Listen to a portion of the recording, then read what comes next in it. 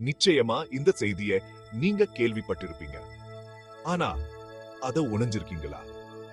உங்களுக்குள் இருக்கும் அந்த பொறி வெறும் சக்தி மட்டுமல்ல, அது தெய்வீகத்தின் இருப்பு.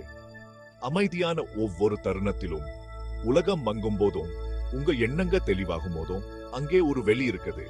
இது வெறும் வெறுமை மட்டுமல்ல, தெய்வம் வசிக்கும் அளவற்ற சாத்தியங்களின் உலகம். ஆம், உங்களுக்குள்ளேயே.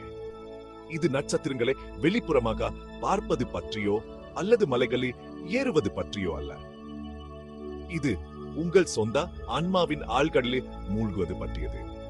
நீங்க எடுக்கும் ஒவ்வொரு மூச்சிலும், அமைதியின் ஒவ்வொரு தருணத்திலும், நீங்க சந்திக்கும் ஒவ்வொரு சவாலிலும் தெய்வம் உங்களுக்கு அருகில் மட்டுமல்ல, அது உங்களின் ஒரு பகுதியாகவும் இருக்கிறது.